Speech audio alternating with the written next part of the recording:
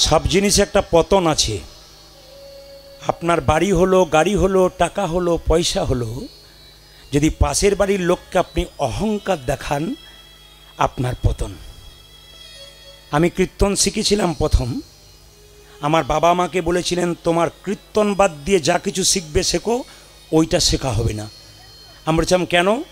বলছে ওটাতে কোনো ভবিষ্যৎ নেই। আমায় কি করতে হবে? বলে তুমি আমার একটা ছেলে, ইংরেজিতে MA করো, মাস্টারি করো, কিচ্ছু দরকার নেই। বাবা ছিলেন হসপিটালে একজন স্টাফ, তিনি আমাকে বললেন সার্ভিস করো, জীবনে উন্নতি আছে, কীর্তনে কোনো উন্নতি নেই। কিন্তু গোবিন্দের কৃপা, আমি কিন্তু ওই লাইনে না গিয়ে এই লাইনে গেলাম। আমি যখন ইংরেজিতে MA করেছি, বাবার কথাই, B.Ed করেছি আমরা 7 জন, 4টি ছেলে 3 জন মেয়ে, 6 জন এখন স্কুলের শিক্ষক। তারা আমাকে ফোন করলো যখন চাকরি পেল, তুই কি করলি রে? আমরা সরকারি চাকরি নিলাম, তুই কি করলি? আমি তাদেরকে বললাম তোরা তো সরকারের চাকর হলি, আমি এমন একজনের চাকর হলাম যার জন্য এত এত সাধুগুরু বৈষ্ণবের চরণ ধুলি মাথায় পেলাম। এই দিকে তাকাবেন। আজকে আমি 365 দিনের মধ্যে আপনাদের আশীর্বাদে যদি বলি 365 দিনই করব, তো গোবিন্দের কৃপায় 365 দিনই লাইন দিয়েছে মানুষ, 1.5 দিন, কিন্তু চেপে চেপে দিতে হয়, তা 320 দিন আমাদের বাইরে থাকতে হয়। এসব গোবিন্দের কৃপা। এখন আমার বন্ধুরা বলে জীবনে একবার মালা পড়েছি, আর তুই কতবার মালা পড়ছিস? আমাদের আর মালা পড়া হলো না। বললাম পরের জন্মে আর একবার পড়বি। বলছে মালার যে কি জ্বালা। বললাম ওই মালাতে জ্বালা আছে, এই মালাতে জ্বালা নাই। কিছু মনে করবেন না, অপরাধ নেবেন না। এই দিয়ে তাকাবেন, আমি কীর্তন করতে যাই বলে অনেকে আমাকে বলে, মানে কম বয়সের ছেলেরা, দাদা বলে কি আপনার কাছে মাদুলি টাদুলি মিলবে? বললাম কেন? আমার বিয়ে হওয়ার পর আমার স্ত্রী আমার দিকে খুব একটা নজর দেয় না, খালি কীর্তন শুনতে যাক, যেখানে বাজারে যাক, খালি আমরা। তোমার বিয়েতে ক্যামেরা ছিল? ক্যামেরা না না, আমার এই ক্যামেরাগুলোরও নাই। কোন এরা তো করেছে আমার কীর্তনে ক্যামেরা করছে, বিভিন্ন অনুষ্ঠানে করে, কিন্তু বিয়েতে যে ক্যামেরা ছিল, মজার ছলে বললাম বিয়েতে ক্যামেরা ছিল? বলছে হ্যাঁ ক্যামেরা ছিল। আচ্ছা মায়েরা কিছু মনে করবেন না, বিয়েতে যখন আপনাদের সব বিয়ে হয়েছে যাদের, তারা দেখবেন যখন মালাটা দেন তখন দেখবেন আহা মালাও বেরোয় না। আচ্ছা বেশ বেশ, বলছে মালাটা যখন দেন, মানে মেয়েটি যখন, স্ত্রী যখন স্বামীকে মালাটা দিচ্ছে, তখন বলুন তো কত লাজুক লাজুক চোখে, কী সুন্দর প্রেম নয়নে তাকান তাকান, কী সুন্দর প্রেম নয়নে মালাটা দেয়, খুব সুন্দর। তখন কিন্তু স্বামীর সঙ্গে একটা প্রেমের দৃষ্টি, শুভ দৃষ্টি হয়। যখনই মেয়েটি স্বামীকে মালা পরাতে যায়, তখন পাশ থেকে ক্যামেরাম্যান বলে এই দিকে তাকাও, এই দিকে, এই দিকে। বলুন তো কার দিকে শুভ দৃষ্টিটা হয়ে গেল? আর তাকাই। কটা বাজে? 11:30 কোথায়? 12:30। আমি কিন্তু ওনাদেরকে বলেছিলাম 9টা থেকে 12টা, কিন্তু আপনারা যেভাবে এঁটে সেটে বসছেন, মানে সিদ্ধান্ত নিয়েছেন উঠবো না। আমি বংশীধর বাবুকে আর তার জামাই পার্থবাবুকে বলবো আমাকে পারে পারে কোথাও রাস্তা করে দিন, আমি পালিয়ে যাই। এ শুধু আপনাদের এই ছোটো আসরে নয়, বড় বড় আসরগুলো তো তাই। বলে এবার শেষ করি, বলে না মাথা খারাপ নাকি, এখন চলতে থাকুক। তাহলে প্রতিদিন যদি এরকম চলে না। আচ্ছা আপনারা যখন বসে আছেন তখন আমি সিদ্ধান্ত নিয়েই নিলাম আজকে 3টে পর্যন্ত কীর্তন করব। রাজি আছেন? আরে এত আনন্দ করার দরকার নয়। 3টে মানে ভোর 3টে বলি নাই, 3 ঘন্টার কথা বলেছি। ঘড়ির দিকে তাকান, ও কখন পেরিয়ে চলে গেছে। কিন্তু কি করবেন, আপনারা বসে আছেন, উঠাতে তো পারি না। সবাই তাকাবেন মায়েরা।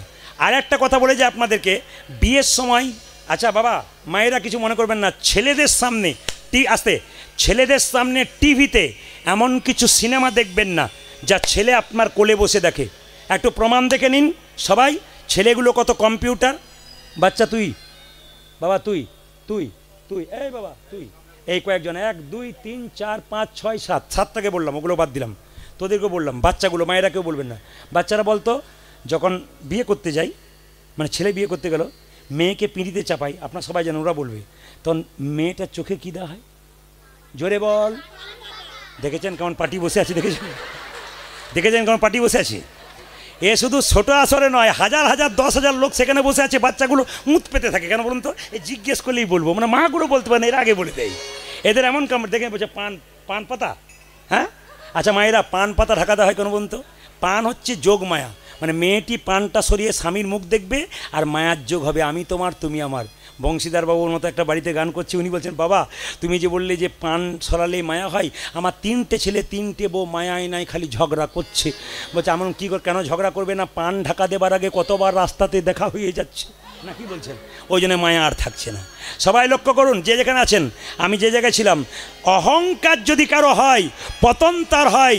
মুকুন্দ সরকারের অহংকার হয়ে গেল, আমি সবচাইতে বড় চিকিৎসক, একবারও ভাবলো না, মহাপ্রভুর কৃপাতে হলাম। স্ত্রীর ভগবান বলল, দাঁড়াও তোমাকে দেখাচ্ছি মজা, তোমার স্ত্রীর শরীরে রোগ দেবো। স্ত্রীকে গিয়ে বললো, কই গো ঘরণী, আমি নবাবের বাড়ি থেকে ফিরে এলাম। স্ত্রী বলে উঠলো, স্বামী এ কি আমার হলো গো, স্বামী এ কি আমার হলো,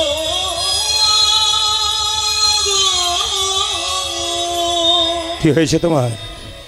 আমার সর্বাঙ্গ যেন জ্বলে যায়,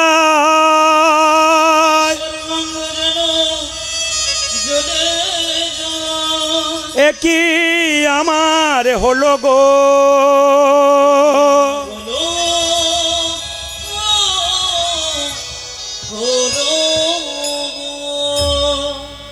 তখনও অহংকার যায় নাই। দেখি তোমার কি হয়েছে, আমি সারা বাংলা চিকিৎসক, তোমার রোগ ভালো করতে পারবো না মানে? ভগবান বলছে কর একবার, খুব তো অহংকার হয়েছে, দেখ কর, দেখি তোমার জিভ দেখি, দেখি তোমার চোখ দেখি, দেখি তোমার হাত দেখি, দেখি তোমার পা দেখি। একই আমি সারা বাংলা চিকিৎসা করলাম, আমার স্ত্রী রোগ ধরতে পারছি না কেন? রাত্রিবেলায় মহাপ্রভু মন্দিরে বললো, প্রভু তুমি বলে দা, বলে দা, বলে দা।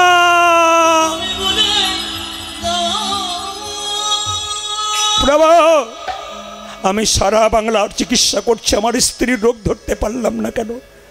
মহাপ্রভু আকাশবাণী করে বললেন, মুকুন্দ আমি যা ভেবেছিলাম তাই হয়েছে। সারা বাংলার চিকিৎসা করতে করতেই তোমার ভেতরে একটা অহংকার হয়ে গেছে। মুকুন্দ সরকার মহাপ্রভুর চরণে কেঁদে কেঁদে বলল, প্রভু আমি ক্ষুদ্র জীব, কখন আমার অহংকার হয় আমি জানি না, সত্যি যদি অহংকার হয়েছে আমার পতন ঘটাও।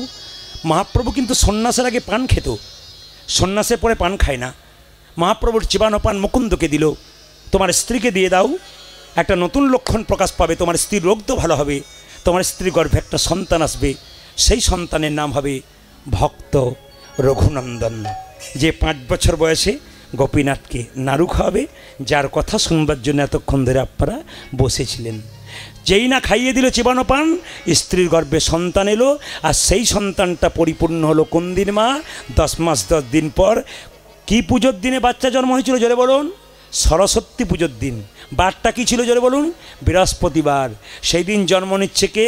মুকুন্দ সরকারের ছেলে রঘুনন্দন। যখন সরস্বতীর পুষ্পাঞ্জলি দিচ্ছে, তখন তার বাবা মানে মুকুন্দ সরকার যখন দিচ্ছে, তার স্ত্রী তখন গর্ভযন্ত্রণায় ছটফট করছে। একজন মেয়ে গিয়ে বলল, ও কবিরাজ শুনেছো শুনেছো, তোমার ছেলে হয়েছে গো। আমার ছেলে?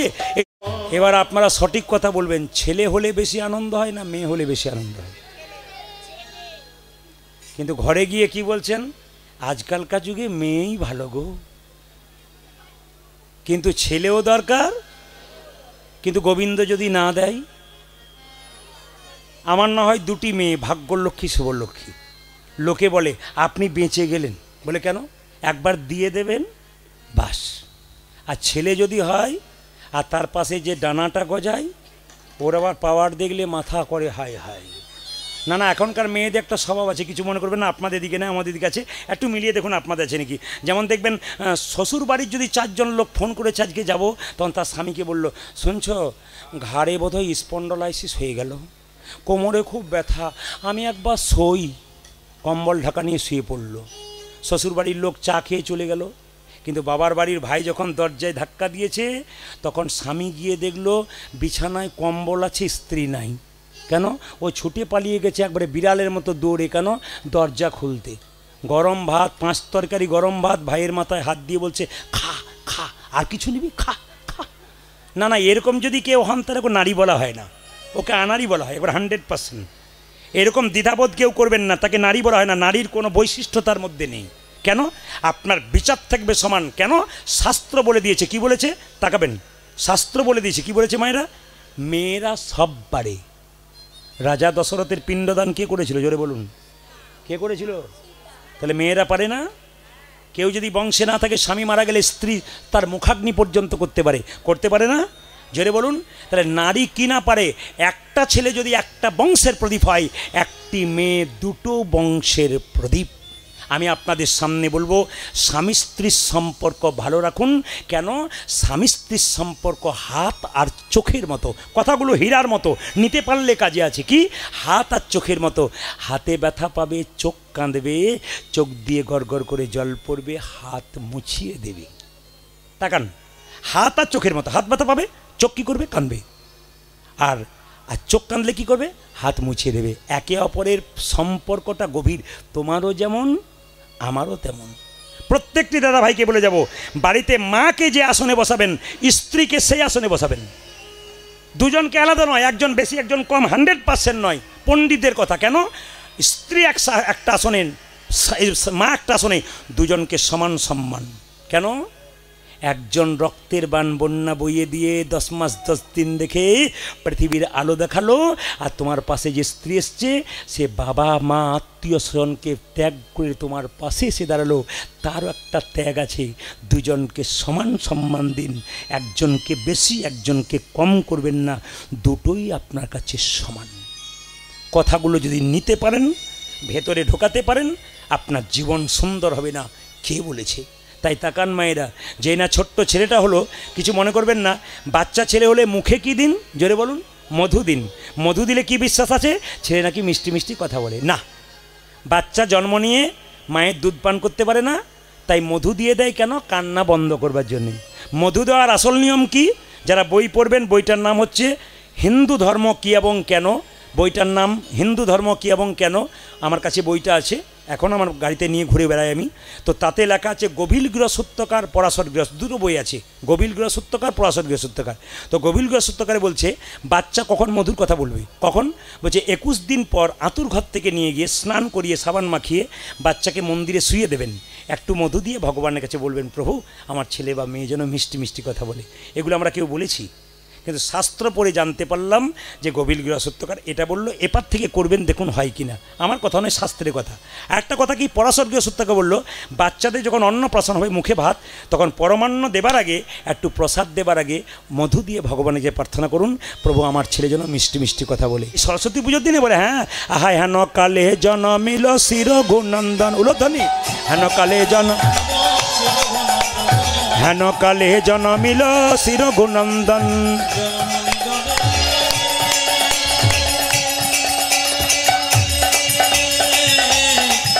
উলোধ্বনি।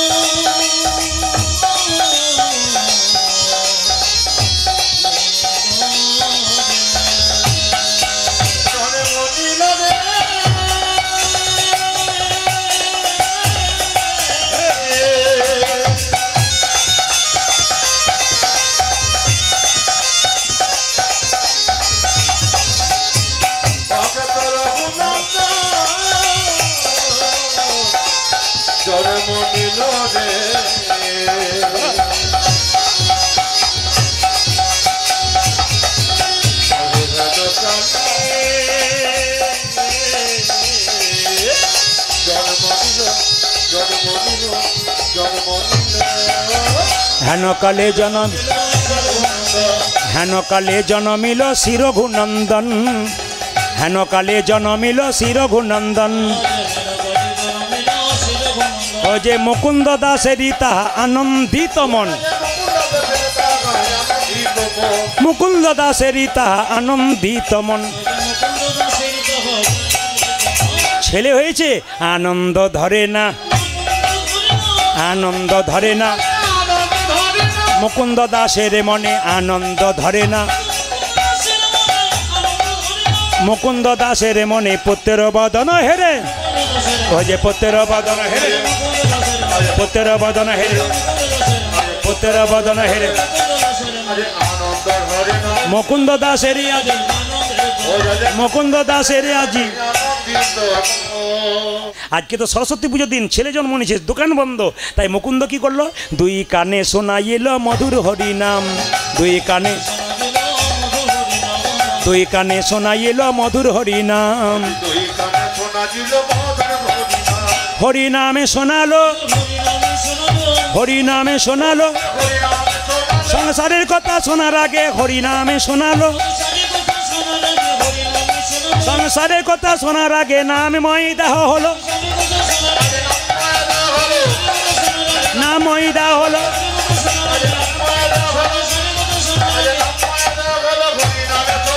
দুই কানে শোনাই এলো, দুই কানে। মায়েরা, মা সরস্বতী পুজোর দিন মায়ের সামনে বারবার কেঁদে কেঁদে বলছে, আমাদের সরস্বতী পুজোর দিনে মেয়ে জন্ম নিলে কী বলি, মা আমার মেয়েকে ইঞ্জিনিয়ার করো, ডাক্তার করো। সরস্বতী পুজোয় ছেলে জন্ম নিলে কী বলি, মাস্টার করো, ডাক্তার করো। উনি কি বললেন, আশীর্বাদে করো মা, আশীর্বাদে করো মা, কি কি যেন ভাগবতী পড়তে পারে, আশীর্বাদে করো মা, যেন সংকীর্তন গাইতে পারে, আশীর্বাদে করো মা, যেন ভাগবতী পড়তে পারে, আশীর্বাদে করো মা, যেন সংকীর্তন গাইতে পারে, হরি হরি হরি বলে, ওই যে হরি হরি হরি বলে, হরি হরি হরি বলে, হরি হরি হরি বলে, দুই কানে শোনাই এলো মধুর হরি নাম। তবে বাচ্চাকে স্বার্থপর শেখাবেন না। ঈশ্বরচন্দ্র বিদ্যাসাগরের মা ছিল খালের মা নয়, বিলের মা নয়, সাগরের মা। এখনকার মাগুলো বাচ্চাদের স্বার্থপরতা শেখায়, আপনাদের দিকে নয়, আমি সব আমাদের ঘাড়েই ফেলে দিলাম। তাকাবেন, আমাদের ওইদিকে দেখতে পেলাম একটা মেয়ে তার বাচ্চাকে বলছে, এই টিফিন বাক্সে খাবার দিলাম, সকাল থেকে খেটে আমি কর্ম করলাম, নিজে খাবি, কাউকে দিবি না। ছেলে বলছে, মা কথা দিলাম নিজে খাবো, কাউকে দেবো না। আমার সামনে কান ধরে বল, প্রত্যেকদিন খাবার নিয়ে যাস, লোকে ছেলেকে খাইয়ে দিস। আমি কি লোকের ছেলের জন্য করছি না, তোর জন্য করছি? হ্যাঁ মা, আমার জন্য করছো। ছেলে খুব দয়ালু, লোকের ছেলেকে খাইয়ে দেয়। বলছে, না মা, কথা দিলাম নিজে খাবো, কাউকে দেবো না, নিজে খাবো, কাউকে দেবো না। ছেলে বড় হলো, চাকরি পেলো, বিয়ে করলো, নিজে খেলো, বাবা মাকেই দিল না। জেরে বলুন হ্যাঁ না না, আপনি তো তৈরি করে দিচ্ছেন নাকি? ঈশ্বরচন্দ্র বিদ্যাসাগরের মা সাগরের মা, খালের মা নয়, বিলের মা নয়। কেন সাগরের মা? ঈশ্বরচন্দ্র বিদ্যাসাগর তার মায়ের শরীর খারাপ শুনে দামোদর নদী পার হয়েছিল মা মা বলে। একটা শাল এনে দিয়েছিল মায়ের জন্য, মা তুমি শালটা গায়ে নাও, ঠান্ডায় থরথর করে কাঁপছো। মা শালটা গায়ে নাই বাক্সের ভেতরে ঢুকিয়েছিল। জিজ্ঞেস করেছিল, মা তুমি শালটা গায়ে নিলে না কেন? বলে, কেন নিলাম না জানিস?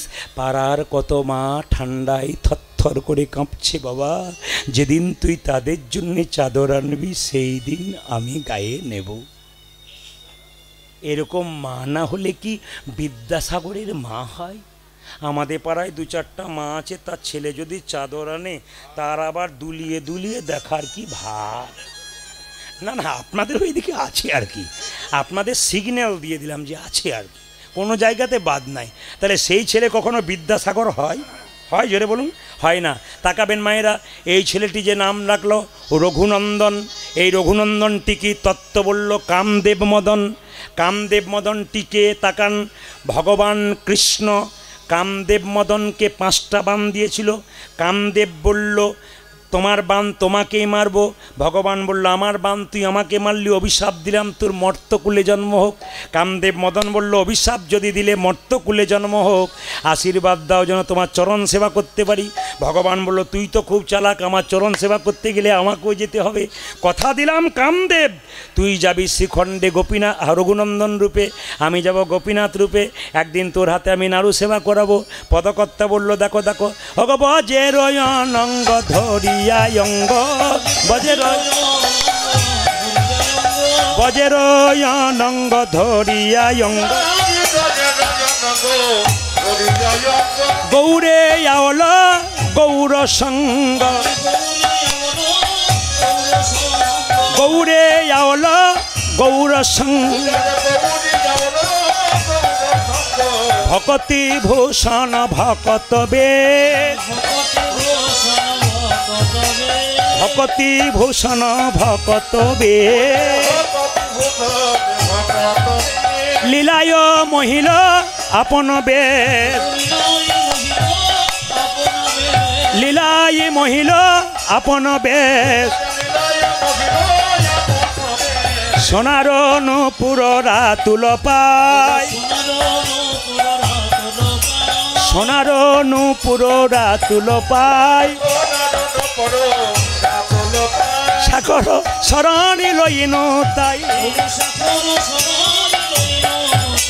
সাগর শরণী লইন তাই, এই যে শরণে নিলাম, শরণে নিলাম, ও যে রঘুনন্দনের শ্রীচরণে শরণে নিলাম, ও যে রঘুনন্দনের শ্রীচরণে হরি হরি হরি বলে, ও যে হরি হরি হরি বলে, ও যে হরি হরি হরি বলে, জোরে বলুন রঘুনন্দন কি, জোরে বলবেন রঘুনন্দন কি, গোপীনাথ জিউ কি, গোপীনাথ জিউ কি। আচ্ছা বাবা কিছু মনে করবেন না, আমার দিকে তাকান। আপনাদের আসলে সবচাইতে ভালো লাগলো কি বলুন তো, যেটা ভালো লাগলো সেটা বলি। আপনাদের এখানে বজবজে কিশোরপুর এলাকায় কোনো মাতাল নাই।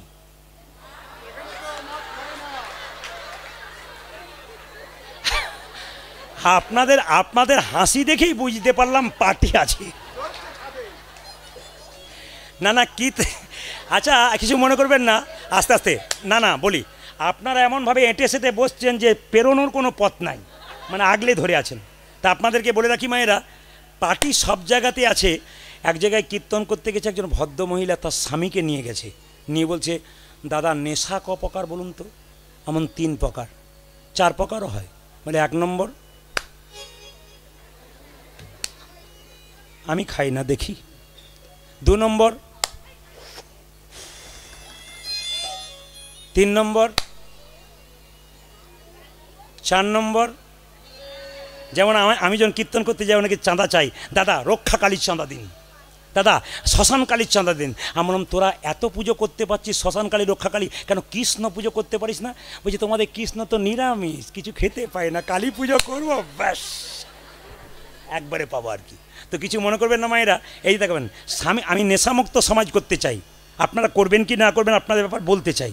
একজন স্বামী স্ত্রী দুজনেই গেছে আমার কাছে, নিয়ে স্ত্রীটা বলছে শুনছো দাদা, আমি কি এই যে ইনি আছেন আমার পতি দেবতা, তখন উনি খেয়ে এসেছেন আর কি, উনি পতি দেবতা। তো বললাম যে তাতে কি হয়েছে, ভালো তো, খুব ভালো কীর্তন শুনতে এসেছেন।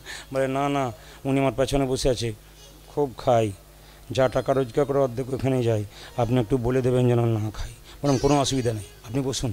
এখন আসরে বসেছে, নিয়ে বললাম মদ যারা খায় তাদের 3টে লাভ হয়। স্বামীটা বলছে কি বলছে,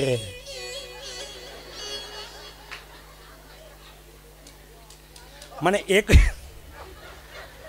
এ কথা আপনাদের চিরকাল মনে থাকবে।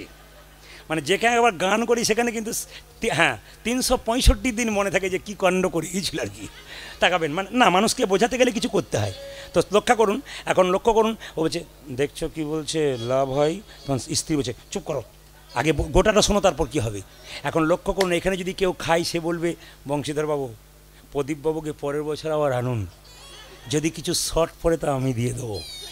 কিন্তু এরপরে যেটা বলবো উনি এসে বলবেন বংশীধরবাবু ইনাকে বাদ দিয়ে যত আনবেন কোনো অসুবিধা নেই।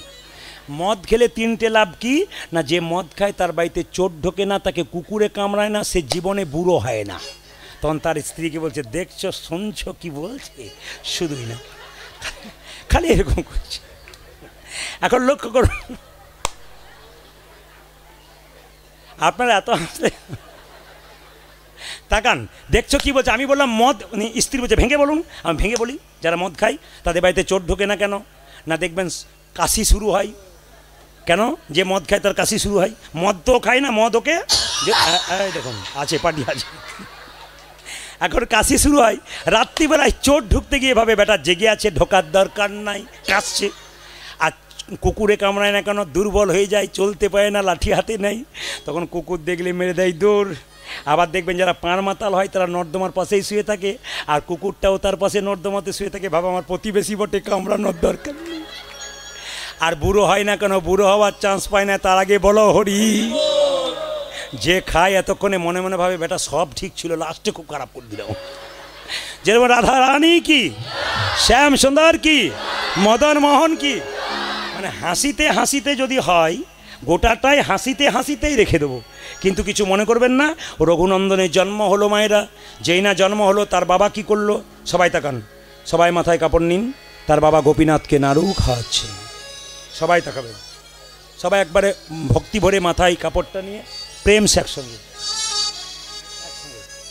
মামা অন্তর মন্দিরে, একসঙ্গে মামা অন্তর মন্দিরে। বাবা মুকুন্দ সরকার পুজো করছে, ছোট্ট ছেলেটা দেখছে। মামা অন্তর মন্দিরে জাগো জাগো মদন কৃষ্ণ গোপাল, গোপাল রে মদন কৃষ্ণ গোপাল। উলধ্বনি উলধ্বনি অন্তর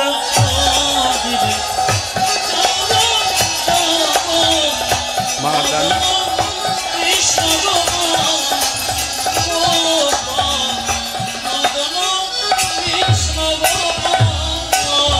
অন্তর মন্দিরে জাগো জাগো মদন কৃষ্ণ গোপাল, গোপাল মদন কৃষ্ণ গোপাল। উলধ্বনি অন্তর মন্দিরে জাগো জাগো মদন কৃষ্ণ গোপাল।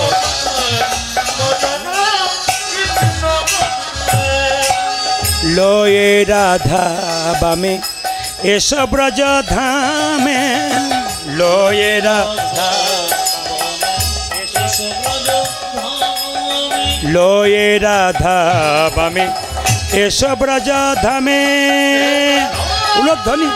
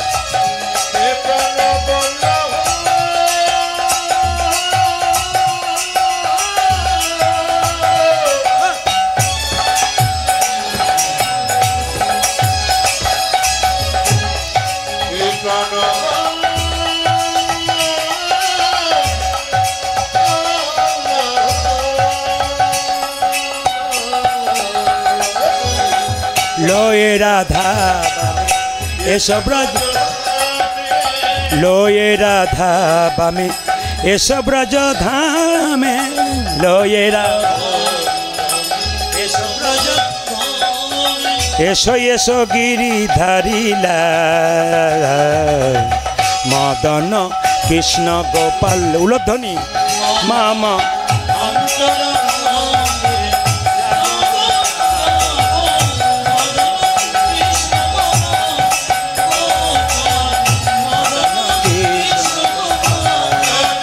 গোপাল মদন কৃষ্ণ।